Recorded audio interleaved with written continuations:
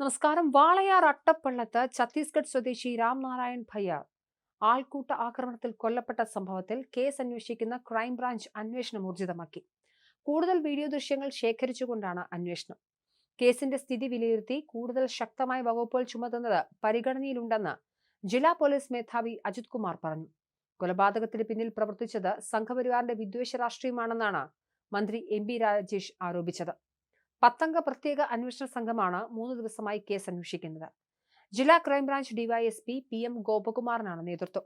സമീപവാസികളുടെ ഫോണുകളിൽ നിന്നുള്ള ഡിജിറ്റൽ തെളിവുകൾക്ക് പുറമെ സാക്ഷിമൊഴികളും CCTV ദൃശ്യങ്ങളും ശേഖരിച്ചിട്ടുണ്ട്. അത് പൂർണ്ണതോതിൽ വിശകലനം ചെയ്ത ശേഷമാകും കൂടുതൽ നടപടിയെന്നും അജിത് കുമാർ പറഞ്ഞു. സംഭവത്തിനു ശേഷം അറസ്റ്റ് ഭയന്ന് നാടുവിട്ടവരെ തിരിച്ചെത്തിക്കാൻ ഇവരുടെ ബന്ധുക്കളായും SIT സംഘം ബന്ധപ്പെട്ടിട്ടുണ്ട്. തിങ്കളാഴ്ച വൈകിട്ട് SP-യുടെ സാന്നിധ്യത്തിൽ SIT സംഘം യോഗം ചേർന്ന സ്ഥിതിഗതികൾ വിലയിരുത്തി. ആദ്യം കേസ് അന്വേഷിച്ച വാളയാർ പോലീസിന്റെ ഭാഗത്ത് എന്തെങ്കിലും വീഴ്ചയുണ്ടായെന്നും വിലയിരുത്തിയതായി സൂചനയുണ്ട്. കൊലപാതകം നടന്നത് 17-നാണ്. പോലീസ് അന്വേഷണം തുടങ്ങിയ 18-ന് 15ഓളം പേരെ കസ്റ്റഡിയിലെടുത്തിരുന്നു. ഇവരിൽ ഏറെ പേരെയും പിന്നീട് വിട്ടയച്ചു. ഇതിൽ രാംനാരായണനെ മർദ്ദിച്ചവരും ഉൾപ്പെടുന്നതായി സൂചനയുണ്ട്. ഇവർ പിന്നീട് മൊബൈൽ ഫോൺ ഓഫാക്കി ഒളിവിൽ പോവുകയായിരുന്നു. സംശയം തോന്നി കസ്റ്റഡിയിൽ എടുക്കുന്നവർ എല്ലാവരും പ്രതികൾ ആവണമെന്നില്ലെന്നാണ് ഇതേക്കുറിച്ച് ജില്ലാ പോലീസ് മേധാവി നൽകുന്ന വിശദീകരണം. വിവരശേഖരണത്തിനായും ആളുകളെ സ്റ്റേഷനിലേക്ക് വിളിപ്പിക്കാറുണ്ട്. വാളയാർ പോലീസ് അങ്ങനെ വിളിപ്പിച്ച ശേഷം അറസ്റ്റ് ചെയ്യാതെ വിട്ടവരിൽ പ്രതികൾ ഉണ്ടാവാൻ ഇടയുണ്ടെന്നും SP പറഞ്ഞു. 18-നാണ് 5 പ്രതികളെ അറസ്റ്റ് ചെയ്തത്. ഇതിൽ 3 പേർ സ്റ്റേഷനിൽ നേരിട്ട് ഹാജരായവരാണ്.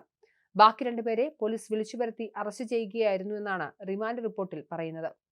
രാംനാരായണനെ പിടികൂടി മർദ്ദിച്ചത് കൊല്ലണമെന്ന ഉദ്ദേശത്തോടെ തന്നെയാണെന്നാണ് പ്രതികളുടെ റിമാൻഡ് റിപ്പോർട്ടിൽ പോലീസ് വ്യക്തമാക്കുന്നത്. 1-ാം പ്രതി അനു രാംനാരായണന്റെ പുറത്തും ഇടതുകൈയിലും വടികൊണ്ടടിച്ചു. 2-ാം പ്രതി പ്രസാദ് വടികൊണ്ടടിച്ചതിനു പുറമെ കൈകൊണ്ട് തലയിലും തല്ലി. 3-ാം പ്രതി മുരളി മുഖത്ത് അടിച്ചെന്നും 4-ാം പ്രതി അനന്തൻ നിലത്തിട്ട് ചവിട്ടിയെന്നും റിപ്പോർട്ടിൽ പറയുന്നുണ്ട്. 5-ാം പ്രതി വിപിൻ കൈകൊണ്ട് തലക്കടിച്ച് പരിക്കേൽപ്പിച്ചെന്നാണ് പോലീസ് പറയുന്നത്. എന്തായാലും രാംനാരായണന്റെ കൊലപാതകം കേരളത്തിന് വലിയ നാണക്കേടാണ്.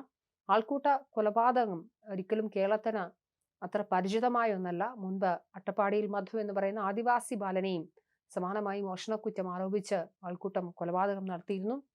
ഇതിന് സമാനമായി നമ്മുടെ നാട്ടിൽ വീണ്ടും പാലക്കാട് അട്ടപ്പള്ളത്താണ് രാംനാരായൺ എന്ന് പറയുന്ന ഛത്തീസ്ഗഡിൽ നിന്നും ജോലിക്കായി കേരളത്തിലെത്തിയ ഒരു 32 വയസ്സുകാരനെ ആൾക്കൂട്ടം അതിക്രൂരമായി കൊലപാതകം നടത്തിയത്.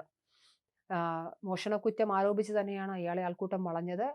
ആൾക്കൂട്ടം മർദ്ദിച്ചതിൽ നിരവധി ആളുകൾ ഉണ്ടായിരുന്നു. 5 പേരെ മാത്രമാണ് പോലീസ് നിലവിൽ അറസ്റ്റ് ചെയ്തിട്ടുള്ള സാഹചര്യമുള്ളത്.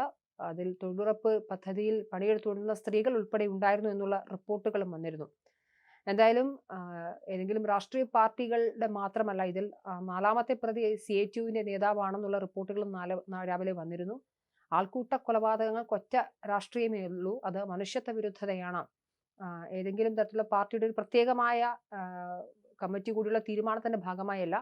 ഈ പാർട്ടികളിലൊക്കെ ഉള്ള ഇത്തരത്തിലുള്ള നീചന്മാരായ മനുഷ്യർ അവരുടെ ബുദ്ധി ഇത്തരത്തിൽ മൃഗീയമായി പോയതിന്റെ ഭാഗമായാണ് ഇതൊക്കെ നടക്കുന്നതെന്നാണ് നാം മനസ്സിലാക്കേണ്ടത്.